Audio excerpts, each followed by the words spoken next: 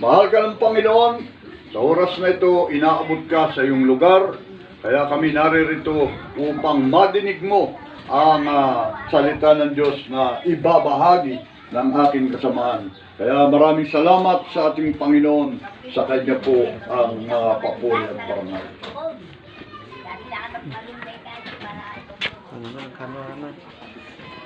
Okay, magandang umaga po sa bawat isa na narito na nakakapakinig po ng pampalakas tinig na ito. Ito po ay maikling pagbabahagi lamang po ng mabuting balita na ito po ay libre po naming ginagawa at kami po nung nakaraan ay nandiyan po kami sa unahan. Kung inyo pong napansin ay kami po ay nagbabara-barangay po kami. Kami rin po yung nangangaral dyan sa plaza. Kami rin po yung nangangaral sa mga sasakyan. Ito po ay libre po naming ginagawa. So ano po yung aming naunawaan, bibigyan ko lang po kayo ng konting idea kung bakit ito ay aming nagagawa dahil naunawaan ko po nang mula din ako nang makakilala sa Panginoon 2004 na magulo din yung buhay ko noon, wasak, walang patutunguhan, depressed, dumating dun sa point na 3 araw, 3 gabi hindi ako kumakain dahil sa mga problema at dinala ko sa ospital ng aking pamilya at gusto akong ikumpay ng company, ngunit anong ospital na yun, ngunit alam ko sa aking sarili wala po akong sakit kaya umuwi po kami, nagpatuloy po yung buhay at nagpapasalamat nga po ako katulad po nito, mayroong nagbabahagi ng salita ng Diyos at ako po ay pinagaling ng Panginoon sa karamdaman din at nakalaya din po sa mga bisyo na gawain na yun po pala ay di kalooban ng Diyos. Ang kalooban po pala ng Diyos, tayo ay itinalaga ng Diyos na makapamuhay sa kanyang kalooban. Ngunit alam po lamang natin na bagamat yun ay binigyan tayo ng kalayaan ng katulad ni Eva at ni Adan, ngunit yung kalayaan po na yun ay kumbaga naging isang kalayaan na papunta rin sa pagsuway at alam naman po natin na dati sa Eva at si Adan ay kain tulog lang. Ngunit ano yung nangyari? Bakit tayong naging lahi ay kailangan natin magtrabaho para lamang tayo makasurvive sa mundo na to. Yun nga po, dahil nagkasala po sa Eva at si Adan, kaya po lahat ang sinasabi po ng Biblia, lahat po tayo makasalanan. Sabi po yan sa Romans 3:10, 3:23, kung meron po kayong Biblia, pwede nyo po tingnan na sabi po doon lahat tayo nakakasala at di tayo nakabot sa kaluwalhatian ng Diyos. At sabi po sa Mateo 6:23, ang kabayaran ng kasalanan ay kamatayan. Kaya po nagkaroon tayo ng paghihirap at kamatayan. Ngunit ang sabi po din doon, ang kaloob ng Diyos ay sa pamamagitan ng Panginoong Hesus ay buhay na walang hanggan at buhay na kasaganaan nito sa mga sasampalataya. Kaya narito po kami po yung nagdadala po sa inyo ng maikling pagbabahagi lang ng salita ng Diyos. Alam niyo po, napakamahalaga na ito na sinasabi po ng Panginoon na siya ay nananawagan sa pamamagitan ng kanyang mga salita. Kung meron po kayong Biblia, nais ko rin pong sabihin sa inyo, sabi po ng Panginoon sa Revelation 3:20, siya ay kumakatok sa ating mga puso na kung saan tayo magbubukas ng ating pinto. Pagbubuksan natin ang ating puso ay bubukas natin sa Panginoon, ay tutulungan tayo ng Panginoon. Sabi dun, hahapon siya na kasama mo at kasama kanya. So yan po yung ibinabahagi namin sa inyo, yung patuloy na panawagan ng Panginoon. At meron din pong sinasabi po dito sa Mateo 11:28, nais ko rin po sa inyong basahin. Sabi po dito, lumapit kayo sa akin, kayong lahat na nahihirapan at nabibigatan sa inyong pasanin, at bibigyan ko kayo ng kapahingahan. Sundin ninyo ang aking mga inuutos, matuto kayo sa akin dahil mabait ako at mababang loob. Makakapahinga kayo dahil madaling sundin ang aking mga utos at magaan ang aking mga ipinagagawa. Yan po ang salita ng Panginoon. Salamat sa Panginoon. Ang kanyang mga salita ay pinagpala niya. Sa mga sasampalataya ay matutupad ang biyaya na ito na tayo'y makasumpong ng kapahingahan kung pagbubuksan lamang po natin ang Panginoong Hesus. Alam niyo po mga kaibigan, meron po ako sa inyong ikikwento na ang kwento na ito ay maaaril. Alam niyo po yung kasaysayan ng isang tao, Ninuwe na siya ay pinagawa ng Panginoon ng arko dun sa gitna ng bundok, at pagkatapos nun ay inaanyayahan niya yung mga tao dahil meron nang gagawin ang Diyos sa mga panahon na yon. Ay bukas ang barko, yung pintuan ng barko para sa biyaya ng pagliligtas ng Panginoon. Ngunit isang nakakalungkot po, yun po ay nagsara. Nagsara po yung pintuan ng pagliligtas na yon ng Panginoon noong mga araw ni Noe. At alam niyo po ba ang nakakalungkot? Yung mga hindi po nakapasok doon ay nalunod silang lahat. Nakakalungkot po na bagay yun. Ngunit alam niyo po ba ngayon, meron pong biyaya nga, ang Panginoon ay kumakatok sa ating mga puso. Ngunit hindi po ito for life. Ang katotohanan po niya, meron pong dead end yung ating buhay. Pag tayo po ay inabutan na tayo ay masaraduhan din ng pintuan ng biyaya ng pagliligtas na ito, isa pong nakakalungkot. Ano po yung maghihintay sa atin? Katulad po noon, sabi ko nga, yung nasaraduhan sa pintuan ng arko ay nalunod silang lahat. Kaibigan, ngayon napapakinggan mo ang salita ng Panginoon. Ito'y panawagan ng Diyos upang tayo sa pagharap natin sa hukuman ng Panginoon ay maging relax tayo.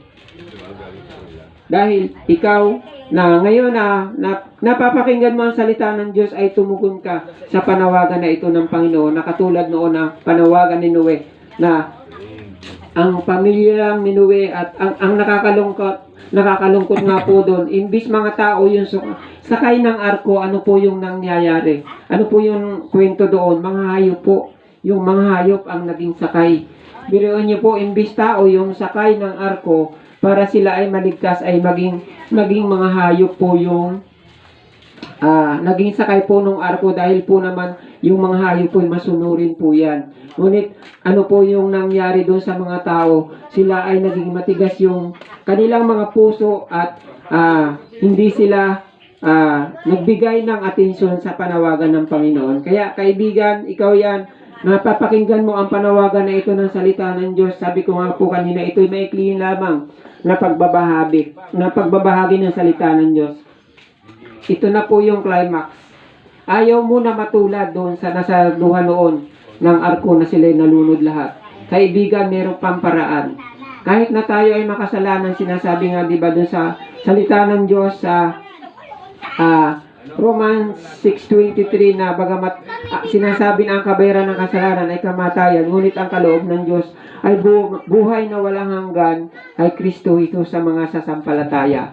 Kaya ikaw yan kaibigan, sumasampalataya ka ngayon sa ginawa ng Panginoong Hesus sa krus ng Kalbaryo, na binayaran na iyong mga kasalanan mo upang ikaw ay mapawalan sala. Ang kailangan lang, sabi ng salita ng Diyos, tayo sumampalataya sa kanyang ginawa. Kaya kaibigan ko, napapakinggan mo po yung pampalakas tinig na ito. Ito lang po yung layunin. Ikaw yan, nagnanais ka na matanggap mo yung pagliligtas na ginawa ni Panginoong Hesus sa krus ng Kalbaryo, na ngayon bukas pa, na samantalahin mo yung pagkakataon na ito. Sabi ko mga kaibigan, na maaring ito ay magsara. Hindi po ito for life. Dahil ang katunayan yan nga, may dead end yung ating buhay.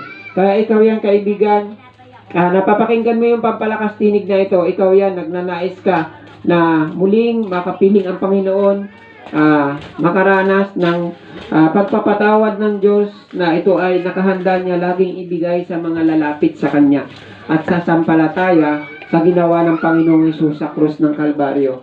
Sige po, tayo kuya, sabayan nyo lang ako sa panalangin. Igagayad ko lang kayo, mamaya ipapanalangin ko rin kayo. Ito'y makapangyarihang panalangin na kung saan, sabi ko nga kanina, kung napakinggan mo yung aking kwento, na yung mga nasaraduhan doon sa pintuang bukas ng barko ay nalunod silang lahat dahil hindi nila pinagbigyan yung panawagan ng Panginoon na dapat sana mga tao yung sakay ng barko ay nung arko ay naging mga hayop. So nakakalungkot po yun. So ngayon po, ito po yung panawagan ng Panginoon. Tanggapin mo ang Panginoon. I-guide kita sa isang panalangin ng pagtanggap at pagsisisi. Nandito lamang kami nagsimula. Nakatanggap kami ng kagalingan sa Panginoon. Nakatanggap kami ng pagbabago ng buhay. Kaya kaibigan, ikaw yan, napapakinggan mo to. Uumpisahin ko na yung panalangin. Ganito po yung panalangin ng pagtanggap sa Panginoong Hesus. O dakilang Diyos, sabi mo po, na buhay at makapangyarihan sa lahat. Tinatanggap ko po ang Panginoong Hesus sa aking buhay, Yes. na siyang nagbayad ng aking mga kasalanan. Panginoon, patawarin mo po ako sa lahat kong kasalanan at tulungan mo po ako na makatupad sa iyong kalooban. Isulat mo rin po ang aking pangalan sa aklat ng buhay upang sa muli mong pagbabalik ay makasama mo ako sa iyong kaharian Yes. diyan sa langit. Dakilang Diyos, alalahanin mo rin po ang buo kong pamilya, abutin mo na iyong pagliligtas. Ito po yung aking panalangin sa pangalan ng Panginoong Hesus. Amen. So congratulations kaibigan, dyan lang din kami nagsimula. Napakapayak, simpleng panalangin, kala mo wala lang. Pero kung yan ay gagawin mo na mula sa iyong puso, ang sabi nga, binuksan mo ang panawagan na ito ng Panginoon na katulad noon na panawagan ng Ninue, yung sumakay doon sa arko sila, alam naman natin yung kwento na ligtas silang lahat. Ngunit po yung hindi ay napahama. Kaya ikaw yan, binuksan mo ang puso mo ngayon sa Panginoon, sinabayan mo yung panalangin na yan. Nais din kitang ipanalangin, itataas kita sa Diyos, ako na lang po yung magpipray. Dakilang Diyos na buhay at makapangyarihan sa lahat, salamat minsan pa, dakilang Diyos sa mga taong narito na tumanggap sa iyo sa mga oras na ito. Panginoon, tinataas ko sila, pinagtatagubilin ko sila sa iyo, alalahanin mo sila sa iyong pagliligtas. Panginoon, O God, magpakahayag ka sa kanilang buhay, katagpuin mo ang kanilang pangangailangan, paglago espiritually, maging pinansali, Panginoon, kalakasan, kagalingan. Panginoon, patuloy ka mangusap, idako mo rin sila sa iyong mga gawain, umikim ng bunga, dakilang Diyos, buksan mo rin ang kanilang mga puso, kaisipan, tahanan para sa iyong mga salita, dakilang Diyos. O God, na ito ay kanilang maunawaan. Dakilang Diyos, salamat minsan pa sa mga oras na ito. Pinagtatagubilin ko sila sa iyo at ang aming mga gagawin pa. Ito yung aking panalangin, dakilang Diyos, sa pangalan ni Jesus. Amen. So, congratulations, kaibigan. Sabi nga, John 1:12, ang sino man sa kanya'y nagsitanggap ay pinagkalooban niya siya ng karapatan ng maging anak. Dahil ang anak ng Panginoon, si Jesus lang. So tayo, dahil sa panalangin na yan, ay pinapaging anak. So kung tayo pinapaging anak, di ba yung anak magmamana ng kaharian ng langit? Kaya, congratulations, pumunta ka sa gawain ng Panginoon at para po sa paanyaya sa gawain ng Diyos ay ibibigay ko po ang pagkakataon sa aking kasama. Salamat po sa inyong pakikinig. God bless. Pagpalain po kayo ng Panginoon. Praise God. At magandang umaga muli po. Napakinggan po natin ang pangangaral ng salita ng Diyos. So sa umagang ito ay nais ko pong magpabalita. Ang amin pong pinagtitipunang gawain po ay ang The Potter's House Christian Center. Makikita nyo po ito sa pagitan ng SM at ng Petron Corporation. Diyan lang po sa malapit sa EPSA. So alam naman natin po ang SM, nandiyan lang po, at yung Petron, sa pagitan po niyan, nandun po yung amin pong building, ang The Potter's House Christian Center. So mga kaibigan, mayroon po kami mga gawain kapag araw po ng linggo. Ito po ay nagsisimula ng 8:30 hanggang 10 po ng umaga. Yan po yung Sunday School Adult. At ang pangalawa pong gawain ay sa 10 ng umaga hanggang 12 po ng umaga. Yun po yung Sunday service. At maging sa hapon po, meron po kaming panambahan sa alas 6 ng hapon hanggang alas 8 po ng gabi. At yun po sa araw ng linggo. At sa araw po ng Berkules, meron po rin kami alas 6 po nagsisimula ng hapon hanggang ikawalo ng gabi. At mga kaibigan, mga minamahal sa Panginoon, kung meron po kayo mga sakit, karamdaman, problema o suliranin, ay kami po ay handang tumulong, magbigay sa inyo ng mga payo at lalong higit ng pananalangin. Libre po yung lahat at alam po ang Panginoon po ay maraming beses nagpagaling sa mga taong may mga sakit at karamdaman. Kung nais niyong maranasan, subukan niyo po ang Panginoon. Hindi po kami ang nagpapagaling, kundi ang ating Panginoon. Nasabi po ng Hebreo 13:8, siya noon, ngayon, at magpakailanman. Hindi po siya nagbabago. Kung ang Panginoon noon ay nagpagaling, nagpalakad ng mga pilay, nagmulat ng mga bulag, at maging ng patay ay bumuhay ang Panginoon, kaya rin pong gawin ng Panginoon ang mga bagay na yan. Kung sasampalataya ka lamang sa Panginoon. Ang patunay po, itong abang lingkod nyo, nakaranas ng matinding karamdaman, pero pinagaling po ko ng Panginoon. 31 years ago na po ang nakalipas, at naranasan ko po ang kagalingan sa ating Panginoon. Subukan mo lamang ang Panginoon, at mararanasan mo ang biyaya ng Diyos. So hindi po kami nagdadala ng panibagong sekta ng pananampalataya dahil marami na, kundi magkaroon tayo ng personal na relasyon sa Panginoon. Kilala natin ang ating presidente, pero wala tayong personal na relasyon sa kanya. So ganun po, kailangan kilala natin ang Diyos. Oo.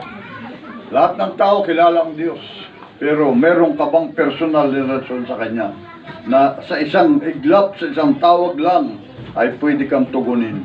Yun po ang aking binabanggit. Kaya sa umagang ito, maraming salamat sa inyong pakikinig. Pagpalain po kayo ng ating Panginoon.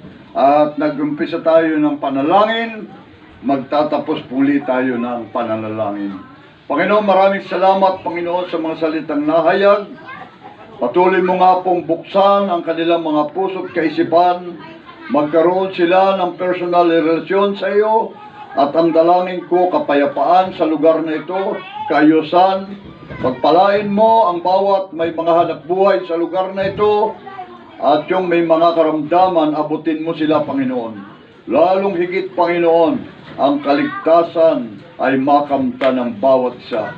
Kapayapaan, kaayusan, at patuloy na pagpapala sa buhay sa bawat isa sa lugar na ito. Maraming salamat sa iyong ginawa. Pagpalain mo ang bawat isa. Salamat po at God bless you all. Thank you for watching. Follow for more. God bless you.